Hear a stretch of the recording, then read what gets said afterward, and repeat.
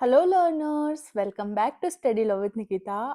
From today, we will start reading भारतीय न्याय संहिता 2023. तो भारतीय न्याय संहिता 2023 को हम आज से रीड आउट करेंगे सेक्शन बाय सेक्शन. ये जो एक्ट था, ये एक्ट नंबर 45 था 2023 का. मतलब कि 2023 में ये 45 नंबर पे पास हुआ था. ठीक है, सेक्शन बाय सेक्शन डील करेंगे. हिंदी और इंग्लिश में आपको नोट्स अवेलेबल मिलेंगे. तो आज हम डिस्कस करेंगे सेक्शन 1. तो ओवरव्यू ऑफ बीएनएस देखते हैं सबसे पहले कि भारतीय न्याय संहिता 2023 में पास हुआ था. ये न्यू क्रिमिनल कोड है इंडिया का. पहले क्या था? पहले अपने पास आईपीसी था, इंडियन पिनल कोड ऑफ 1860. 1860 से ही हमें समझ आ रहा है कि ये ब्रिटिशर्स के टाइम का एक्ट था. ठीक है, तो भारतीय न्याय संहिता ने जो आईपीसी था 1860 का, उसको रिप्लेस कर दिया गया था और एक नया एक्ट बनाया है, दैट इज 2023 में भारतीय न्याय संहिता. ठीक है, ये क्या डिफाइन करता है? ये क्रिमिनल ऑफेंसेस और उनकी पनिशमेंट डिफाइन करता है अंडर द मॉडर्न लॉ. ठीक है, जो बीएनएस है वो ऑर्गेनाइज्ड है किनमें? चैप्टर्स एंड सेक्शंस में, सिमिलर टू ओल्ड आईपीसी. जो टोटल सेक्शंस है बीएनएस के अंदर वो है 358 कंपेयर टू आईपीसी. आईपीसी में 511 सेक्शंस थे, बट बीएनएस के अंदर वो कितने सेक्शंस है? 358 है. और टोटल 20 चैप्टर्स बीएनएस के अंदर दिए गए हैं जो कि 358 सेक्शंस को कवर अप करता है. अब प्रेसिडेंट की एसेंस कब मिली इसको? तो प्रेसिडेंट ने इसको साइन करा था 25 दिसंबर 2023. ठीक है, 25 दिसंबर 2023 को प्रेसिडेंट ने जो बीएनएस है उसको साइन कर दिया गया था. और ये कब लागू हुआ? तो ये लागू हुआ था 1 जुलाई 2024. ठीक है, हैं section 1 short title, commencement and application. ठीक है, तो सेक्शन 1 की हेडिंग अपन समझ गए हैं. डायरेक्ट टेक्स्ट प्लस अपन सिंपल एक्सप्लेनेशन के थ्रू पूरी वीडियो को समझेंगे. तो सबसे पहले आता है सेक्शन 1 का सब क्लोज 1. दिस एक्ट में बी कॉल्ड द भारतीय न्याय संहिता 2023. तो इस एक्ट को हम क्या बोलेंगे? भारतीय न्याय संहिता 2023. ठीक है, सेक्शन 1 का सब क्लोज 2 बोलता है, it shall come into force on such date as the central government may by notification in the official gazette appoint and different dates may be appointed for different provision of this Sanhita. तो इसके according क्या है? Section 1 के सब close 2 के according ये जो act है बीएनएस वो फोर्स में आ जाएगा सेंट्रल गवर्नमेंट जो भी डेट फिक्स करेगी नोटिफिकेशन के द्वारा. ठीक है, और डिफरेंट डेट्स भी फिक्स कर सकती है वो किस चीज के लिए? डिफरेंट प्रोविजन ऑफ द संहिता. मतलब कि सेक्शन 1 का सब क्लोज टू दो बात बोलता है. एक तो कि ये जो एक्ट है पूरा का पूरा बीएनएस वो उस दिन से फोर्स में आ सकता है जो डेट सेंट्रल गवर्नमेंट डिसाइड करेगी और वो अपने को पता चलेगा नोटिफिकेशन जो कि पब्लिश होगा ऑफिशियल गेजेट्स के थ्रू. ठीक है, बट डिफरेंट डेट्स भी हो सकती है कुछ प्रोविजंस ऑफ द संहिता. मतलब कुछ पार्ट जो है संहिता के, मतलब कुछ पार्ट जो है बीएनएस के, वो किसी और डेट्स पे भी इनफोर्स में आ सकते हैं. ठीक है, तो इसने दो बात करी. अब अपन इसका सिंप्लीफिकेशन देख लेते हैं. ये तो अपन ने डायरेक्ट टेक्स्ट समझा. तो it will start on a date fixed by the central government. किसके द्वारा फिक्स्ड करी गई? सेंट्रल गवर्नमेंट के द्वारा. किसके थ्रू? अ नोटिफिकेशन के थ्रू. किस में बताया गया है? ये अपने को ऑफिशियल गेजेट्स में बताया गया है. Different parts of this law में स्टार्ट ऑन डिफरेंट डेट्स. तो कुछ पार्ट्स जो है इस लॉ के वो जो है डिफरेंट डेट्स पे भी स्टार्ट हो सकते हैं. तो यह अधिनियम उस तारीख से लागू होगा जो केंद्र सरकार मतलब सेंट्रल गवर्नमेंट द्वारा ऑफिशियल गैजेट में अधिसूचना मतलब नोटिफिकेशन के द्वारा तय की जाएगी. अधिनियम के अलग अलग प्रावधान, डिफरेंट डिफरेंट सेक्शन जो है, डिफरेंट डिफरेंट प्रोविजन जो है वो अलग अलग तारीखों से भी लागू किए जा सकते हैं. तो ठीक, every person shall be liable to punishment under this Samhita and not otherwise for every act or omission. कोई भी एक्ट करना या नहीं करना. ठीक है, contrary to the provision thereof of which he shall be guilty within India. मतलब हर person liable होगा पनिशमेंट के लिए किसके अंदर? बीएनएस के अंदर. ठीक है, किस एक्ट, जो भी एक्ट वो करता है या फिर कोई एक्ट वो नहीं करता है, और वो जो एक्ट उसने करा या फिर जो एक्ट उसने नहीं करा वो अगेंस्ट है किसके? भारतीय न्याय संहिता के कुछ प्रोविजंस के अगेंस्ट है, तो वो जो है गिल्टी ट्रीट होगा और उसको पनिशमेंट मिलेगी. तो इसका सिंप्लीफिकेशन, सिंपल एक्सप्लेनेशन देख लेते हैं. एनी पर्सन, कोई भी पर्सन जो क्राइम कमिट करता हो, कमिट्स एन एक्ट और डज नॉट डू समथिंग, मतलब उसने कोई एक्ट करा और या फिर कोई एक्ट उसको करना था और जो उसने नहीं करा, मतलब उसने ओमिट करा. ठीक है, तो वो जो एक्ट था या फिर जो एक्ट उसने नहीं करा, मतलब जो एक्ट उसने ओमिट करा, वो किसके अगेंस्ट है? अगेंस्ट है किसके? बीएनएस के, भारतीय न्याय संहिता के. तो ठीक है, इंडिया में, इनसाइड इंडिया, मतलब इंडिया की जुरिस्डिक्शन की बात हो रही है, तो इनसाइड इंडिया उसने कोई एक्ट करा या फिर किसी एक्ट को ओमिट करा ठीक है, और वो कॉन्ट्ररी किसके, भारतीय न्याय संहिता के कुछ प्रोविजंस के, तो वो पनिशमेंट होगा, उसको पनिश किया जाएगा अंडर दिस लॉ। ठीक है, तो जो भी पर्सन इंडिया के अंदर कोई एक्ट या ओमिट करता है, ठीक है, तो उस और जो एक्ट या ओमिशन उसने जो करा है वो किसके खिलाफ हो, बीएनएस के खिलाफ हो, तो उसको इस एक्ट के अंदर पनिशमेंट मिलेगी। तो भारत के अंदर किया गया अपराध, जो भी व्यक्ति भारत के भीतर कोई ऐसा एक्ट करता है या कार्य नहीं करता है, मतलब वॉमिट करता है, जो इस अधिनियम, अधिनियम मतलब भारतीय न्याय संहिता के अगेंस्ट में है, उसे इसी अधिनियम के मतलब उसे बीएनएस के अंदर क्या है, पनिशमेंट मिलेगी। तो ये इनसाइड इंडिया के अंदर की बात कर रहा है, मतलब इंडियन जुरिस्डिक्शन के रिलेटेड एक्ट और ओमिशन की बात कर रहा है। ठीक है, अब हम देखेंगे सेक्शन 1 का sub clause 4। any person liable for any law for the time being in a force in India to be tried for an offence committed beyond India shall be dealt with according to the provision of this Sanhita for any act committed beyond India in the same manner as if such act has been had been committed within India.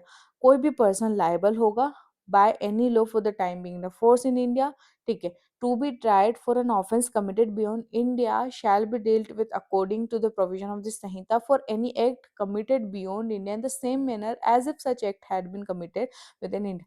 मतलब कि कोई भी person एक crime offence commit करता है outside India, ठीक है, and Indian law allow करता है उस पर्सन के ऊपर ट्रायल करना, ठीक है, और इन केस में क्या होगा कि उसको इंडियन लॉ अलाउ करता है उसके ऊपर इसके जो भी एक्ट करा है या फिर जो ओमिशन करा है उसने, उस पर ट्रायल चला सकती है इंडियन कोर्ट्स, ठीक है। तो उस केस को क्या डील करा, उस केस को जो है भारतीय न्याय संहिता के अंदर डील करा जाएगा, ऐसे कि जैसे अगर वो ऑफेंस उसने इंडिया में ही कमिट करा है, मतलब कि कोई भी पर्सन है जो आउटसाइड इंडिया कोई भी एक्ट या ओमिशन करता है जो कि पनिशेबल और अगेंस्ट है किसके, भारतीय न्याय संहिता के, और भारतीय न्याय संहिता के वो अलाउ करती है कोर्ट्स को उस एक्ट और ओमिशन पे ट्रायल चलाना उस केस पर, ठीक है।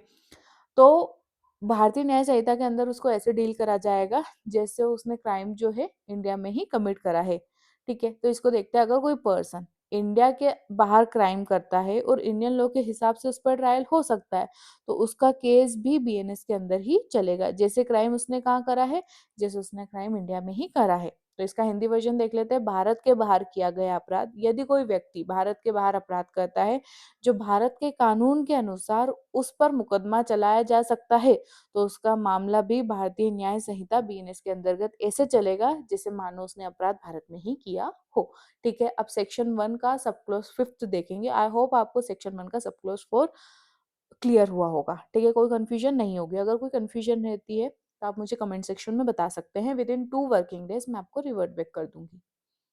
सेक्शन 1 का सब क्लॉज 5 बोलता है, the provision of this Samhita shall also apply to any offense committed by any citizen of India in any place without and beyond India, any person on any ship or aircraft registered in India whenever it may be, any person in any place without and beyond India committing offense targeting a computer resource located in India। मतलब कि ये जो provision है, मतलब BNS है, वो apply होगा उन सब ऑफेंसेस पे जो कि एक इंडियन सिटीजन ने करा हो, चाहे वो इंडिया के अंदर करा हो या फिर इंडिया के बाहर कमिट करा हो, ठीक है। एनी सिटीजन ऑफ इंडिया मतलब इंडियन सिटीजन ने, इन एनी प्लेस विदाउट और बियॉन्ड इंडिया मतलब विद इन इंडिया या फिर इंडिया के बाहर, ठीक है। एनी पर्सन, इसका बी क्या बोलता है, any person on any ship और aircraft registered in India whenever it may be, मतलब कोई शिप या फिर एयरक्राफ्ट जो रजिस्टर्ड है इंडिया के अंदर, ठीक है, और किसी भी पर्सन ने उस पर क्राइम कमिट करा हो, भले ही वो इंडिया में हो या इंडिया के बाहर हो, तो उसको पनिशमेंट करा जाएगा किसके अंदर, भारतीय न्याय संहिता के अंदर।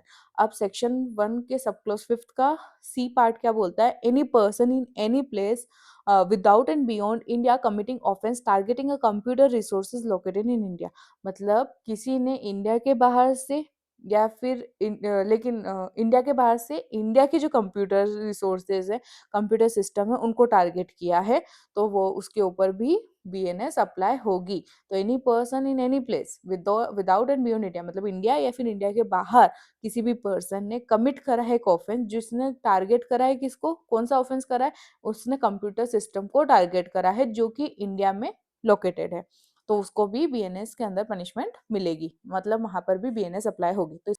तो तो ये था सेक्शन 1 का sub clause 5th। I hope आपको सेक्शन 1 का सब क्लॉज 5th भी बहुत ही क्लियरली समझ आ गया होगा। इसमें 3 बातें करी गई थी कि ये एक्ट किन किन लोगों पे अप्लाई होगा। कोई भी सिटीजन जिसने क्राइम कमिट करा है इंडिया, इंडिया के बाहर, या फिर किसी शिप या एयरक्राफ्ट जो कि इंडिया में रजिस्टर्ड है, या किसी भी प्लेस में जो कि इंडिया, कोई भी पर्सन जो कि इंडिया में था या फिर इंडिया के बाहर से उसने टारगेट करा किसको, इंडियन कंप्यूटर रिसोर्सेज को, जो लोकेटेड था कि यहाँ पर इंडिया पर लोकेटेड थे। ठीक है, अब आता है explanation. In this section the word offence include every act omitted outside India, committed outside India which if committed in India will be punishable under the संहिता। मतलब क्या होगा, कोई भी एक्ट जो कि आउटसाइड ऑफ इंडिया भी कमिट करेगा person, जो कि इंडिया के बीएनएस के अगेंस्ट कॉन्ट्ररी है, ठीक है, तो उसको पनिशेबल होगी इंडिया के अंदर। मतलब ऑफेंस का मतलब यहाँ पे क्या है, हर वो एक्ट जो इंडिया में होता है पनिशेबल, और वो कोई इंडियन सिटीजन बाहर जाके वो एक्ट या मिशन करता है, तो वहां पर क्या होगा, उसको पनिशमेंट मिलेगी। इसका इलस्ट्रेशन देख लेते हैं। A who is a citizen of India, जो कि सिटीजन है इंडिया का और उसने मर्डर कमिट करा है beyond India, outside of India इसने कोई मर्डर कमिट करा है, इंडिया में मर्डर पनिशेबल है। ठीक है, sorry, just a second, I think I, हाँ ठीक है। तो इंडिया में क्या है, मर्डर पनिशेबल है, तो वो उसके ऊपर ट्रायल हो सकता है बीएनएस के अकॉर्डिंग, और वो जो पर्सन है मर्डर के लिए कन्विक्टेड करा जाएगा इंडिया में, वो कहीं पर भी मिलता है तो। ठीक है, तो जहां पर भी वो मिलेगा वहां पर इंडिया की कोर्ट्स में उसके ऊपर ट्रायल चल सकता है। ठीक है, अब आता है सेक्शन 1 का सब क्लोज 6, जो कि बोलता है nothing in this Sanhita shall affect the provision of any act for punishing mutiny and desertion of officers, soldiers, sailor, airman in the service of the government of India और the provision of any special और local law. मतलब कि ये law किन पे apply नहीं होगा, मतलब ये अफेक्ट नहीं करेगा मिलिट्री के law related to mutiny and desertion, या फिर स्पेशल और लोकल लॉ क्रिएटेड करे गए हैं। ठीक है, तो उन लॉज को ये क्या करेगा, अफेक्ट नहीं करेगा। तो ये जो एक्ट है आर्मी, नेवी और एयरफोर्स के जो म्यूटिनिटी और डिसर्शन लॉज हैं, एज वेल एज जो स्पेशल और लोकल लॉज हैं, उनको अफेक्ट नहीं करेगा। तो यह अधिनियम थल सेना, नौसेना और वायुसेना से संबंधित जो विद्रोह और पलायन के जो केसेस होते हैं उनको अफेक्ट नहीं करेगा, और साथ ही ये जो विशेष या अन्य जो बनाए गए हैं उन पर अप्लाई नहीं होगा। आई होप आपको सेक्शन 1 बहुत ही क्लियरली समझ आ गया होगा। अपन ने direct as well as simple explanation भी देखा, एज वेल एज मैंने आपको हिंदी में भी इसके नोट्स अवेलेबल करवाए हैं। अगर आपको मेरी वीडियोस पसंद आ रही है तो please subscribe to my YouTube channel, like the videos, and अगर कोई सजेशन है या फिर आपको कोई डाउट है तो कमेंट सेक्शन में मेंशन कर दीजिएगा। I will revert back as soon as possible. Thank you so much.